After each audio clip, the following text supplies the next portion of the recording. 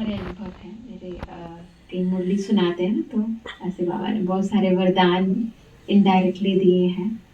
एक छोटा सा अनुभव आपको, अभी 25 दिसंबर होकर गई ना क्रिसमस डे, तो एक क्रिसमस डे का अनुभव आपके साथ शेयर करती हूँ।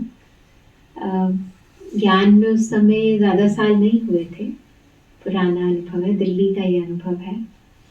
तो उस समय मैं मिनिस्ट्री में जॉब करती थी, तो हमारी सैटरडे संडे ऑफ होता था। तो उस दिन क्रिसमस डे था, तो वैसे ही छुट्टी थी। अब क्या होता है, जब छुट्टी का दिन होता है तो वो काम जो आपने पूरे हफ्ते अधूरे छोड़े हैं, तो आप सोचते हो सारे काम भी कर लें। तो मुझे लगा सेंटर पर मैं सारा काम करके फिर जाऊंगी एक ही बारी में, ताकि फिर सारा दिन सेवा भी वहाँ कर सके, क्योंकि एक बारी सेंटर छुट्टी वाले दिन गए तो बहनें फिर और सेवा देती रहती हैं, फिर आप वापस जाने में दिक्कत हो जाती। तो मुझे लगा कि मैं ऐसा करती हूँ, सारा काम करके फिर सेंटर पे जाऊंगी। वैसे भी फेस्टिवल वाला दिन होता है, तो लंबा चलती है क्लास भी। तो ये मैंने सोचकर सारा काम करके फिर सेंटर गई। अब जब सेंटर पे गई तो वही क्रिसमस डे का प्रोग्राम चल रहा था, मुरली तो हो चुकी थी। तो प्रोग्राम में बहन जी क्या कर रही थी, वो लाइनें लगी हुई थी। हमारे सेंटर की बहन जी जो है, उन्होंने एक क्रिसमस ट्री बनाया था, हो सकता है आपके सेंटर पे भी ऐसा हो, और उसके ऊपर बहुत सारी चीज़ें लटकी हुई थी। क्या उन्होंने सिस्टम बनाया था कि एक बहन वरदान देता है, एक टोली देता है, और एक बाउल पड़ा था, उस बाउल के अंदर चिटकियाँ थी, वो चिटकी खोलो, फिर जो चीज़ लिखी होती है वो उस पेड़ से तोड़कर आपको मिलेगी। तो ऐसे ऐसे ये पूरा चल रहा था। तो मैं गई तो बहनों ने कहा, दीदी बहन हम तो जो है, हमें नाश्ता वाश्ता बनाना है, काम करना है, भी आप बैठ जाओ यहाँ पे। तो उन्होंने ऐसे अपनी सीट छोड़ दी और मुझे बिठा दिया। तो मैं बैठ गई, मैंने कहा चलो ये हो जाएगा, फिर मैं अपना मुरली मुरली पढ़ के चली जाऊंगी। पर वो तो लोग आते ही जाए, आते ही जाए, आते ही जाए। मैं क्या करूं, मैं फ्री नहीं हो पाई, और मेरी बुद्धि में चल रहा था कि मेरी तो मुरली रह गई अभी, है ना, पहला काम तो यही होता है, मेरी मुरली रह गई, मैं क्या करूं। फिर मैंने कहा चलो ठीक है। फिर जैसे ही लोगों का आना थोड़ा ज़्यादा कम हुआ, तो बहनों ने कहा कि इतना ऊपर आ जाओ, नाश्ता कर लेते हैं। मैंने कहा मुरली पढ़ के आऊँगी। लेकिन नहीं, वो बाद में पढ़ लेना, आप पहले नाश्ता कर लो, हम बहनों को फ्री करेंगे। चलो भाई, नाश्ता भी हो गया। नाश्ता हो गया, मैंने कहा चलो अब मुरली पढ़ लेते हैं। अभी थोड़ी देर तो हो गई थी, जैसे ही पढ़ने बैठी तो बहनों ने कहा कि अदिति बहन अकाउंट्स का काम रहता है, तो वो काम कर लेते हैं।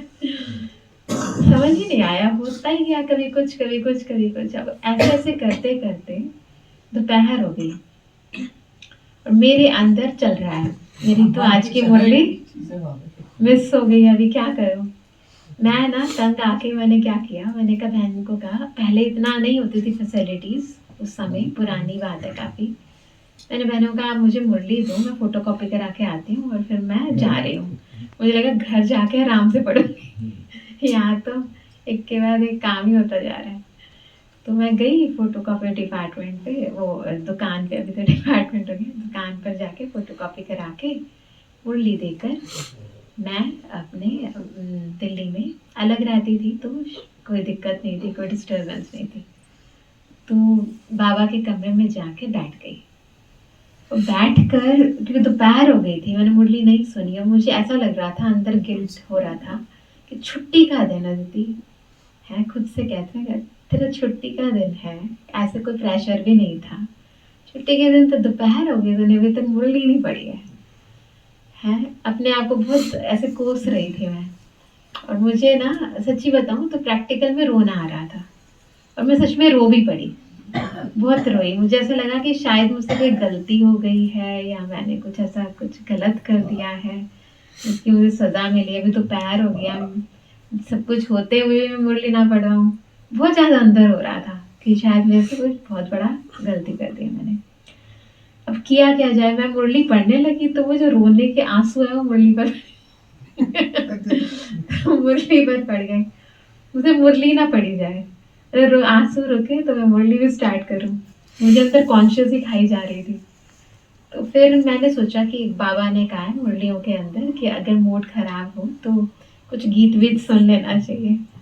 तो मैंने उस समय कैसेट्स होती थी, सीडी वीडी भी नहीं आए थे, तो मेरा कैसेट्स का एक बहुत बड़ा बॉक्स होता था, उसमें से मैंने सोचा आज कौन सी निकालो, तो एक कैसेट बिल्कुल बंद थी ना, उसके ऊपर की वो प्लास्टिक की कवरिंग भी नहीं उतरी थी। मैंने कहा यही आज खोल देते हैं, आज उसका बहुत पहले से कभी लाई होंगी।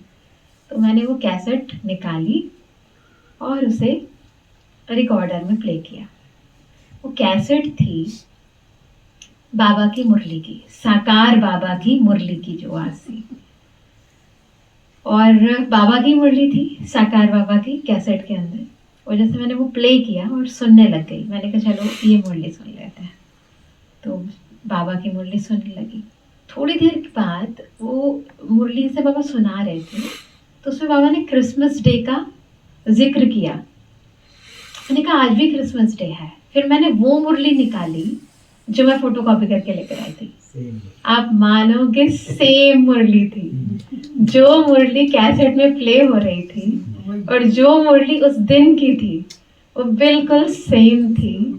और मुझे ऐसा फील हुआ, मतलब वो जो रो रही थी ना, वो जो आंसू पहले गिल्ट के थे वो मेरे प्यार के आंसू बदल गए। मुझे ऐसा लगा कि जैसे बाबा खुद आकर, है ना, प्रैक्टिकल आकर मुझे मुरली सुना रहे हैं। आप सोचो, वंडरफुल था वो। मतलब जैसे बाबा बच्चों का, हम कहते हैं ना कि बाबा सुन रहा है ना, मेरा माँ बाप है, वो हमारे मन की बातें सुनता है। तो ये जो चीज़ होती है ना, कैसे सुनता है और कैसे रिस्पॉन्स करता है, ये आप इस चीज़ को कभी भूल ही नहीं सकते। किस तरीके से बाबा आपके अंदर की बातें सुनकर कैसे करता है, किस रूप से, आपने इसको भी सुध बुध भी नहीं होगा कि बाबा ऐसे आकर। मुझे सच में ऐसा फील हो रहा था कि जैसे मेरे सामने खुद शिव बाबा ब्रह्मा तन में विराजमान है। फोटो तो जैसे ये है वैसे फोटो लगी हुई थी काफी बड़ी सी, मुझे ऐसा ही लग रहा था कि बाबा सच में ब्रह्मा बाबा के तन में आके मुझे ये इनडायरेक्टली, क्योंकि आवाज तो साकार बाबा की थी ना, मुझे सुना रहा है बोल। आप सोचो ऐसे बाबा मदद करता है। तो सबसे अच्छी बात ये होती है कि हमारा वही नीयत साफ होनी चाहिए, मन में कुछ ऐसी बात नहीं होनी चाहिए, है ना। तो बाबा बहुत मदद करता है। और अगर कोई बात हलचल की भी होती है तो हमें अपनी स्थिति को स्टेबल रखने की बहुत ज़रूरत होती है, क्योंकि जब भी स्थिति अंदर की हिलती है तभी दिक्कतें आती हैं। और आजकल तो आप देखो ना, चीज़ें ऐसी होंगी, हो भी रही हैं और आगे चलकर होंगी भी, चाहे वो प्रॉब्लम अंदर से आए या बाहर से आए, चाहे घर से आए या ब्राह्मण परिवार से आए या हमारे लौकिक परिवार से आए। तो जिसके जैसे हिसाब किताब है और जैसा वायुमंडल बन रहा है, तो कोई भी चीज़ हैरान करने वाली या परेशान करने वाली नहीं होनी चाहिए। समझना चाहिए कि हर चीज़ हमारी परीक्षा लेने आ रही है, आएगी। आपको केवल दो चीज़ें, दो शक्तियाँ अपने अंदर समा के रखनी है। एक है जो बातें आई हैं, परिस्थितियाँ आई हैं, उनको सहन करने की शक्ति, और दूसरी जिसे हम कहते हैं टॉलरेंस पावर, और दूसरी है धैर्यता, पेशेंस, है ना। तो दो शक्तियाँ, सहन शक्ति और धैर्यता, ये जो गुण है हमारा। बाबा कई बार कहता है धीरज धर मनुआ, तेरे सुख के दिन आएंगे। तो अगर आप थोड़ा धीरज धरते हो तो चीज़ें बदल जाती हैं। अभी हम, परसों की बात है, एक नया टीवी चैनल है, पुराना ही होगा वैसे, हमें पता नहीं होता, जनतंत्र टीवी है। तो हम वहाँ गए, उनके वहाँ पर जो उनके काफ़ी बड़े लेवल पे ऑफिस हैं और टीवी पर भी आते हैं, राजीव शर्मा है, वो पहले इंडिया न्यूज़ में होते थे। तो हम उनसे मिलने गए, उन्होंने नया टीवी चैनल ज्वाइन किया। वो भाई जो है वो बहुत समय से बीमार था, बहुत अलग अलग तरह की बीमारियां लगी हुई थी उसकी, बोन्स के अंदर मल्टीपल फ्रैक्चर्स, और शरीर के अंदर, एज उसकी लगभग मेरे से थोड़ी बड़ी होगी, 3-4-5 साल बड़ा होगा, लगभग 50 साल के आसपास होगी, समझ लो। लेकिन इतनी सारी प्रॉब्लम्स उसके सारे शरीर में हो गई अचानक से, इतना हंसमुख चेहरा, और मैं उसे कहती थी कि यार चलो आप बीके नहीं भी होकर भी, क्योंकि एक बार मधुबन आया था प्लेटिनम जुबली में टीम को लेकर, तो हमने उसकी खूब आवभगत की थी, तो काफ़ी तारीफ करता था हमारी। एंटी बनकर आया था, पर हमने उनको जब इंटरव्यू दिया तो उसके बाद प्रो हो गया ब्रह्मा कुमारी के। तो उस समय इंडिया न्यूज़ से आए थे वो लोग। फिर वो मेरे कांटेक्ट में ही रहा। फिर उसका भी पिछले कुछ एक आधा साल से बहुत बीमारियां चल रही थी, तो मैं उसे कई बारी फ़ोन पर मेडिटेशन कमेंट्री से उसे योग कराती थी।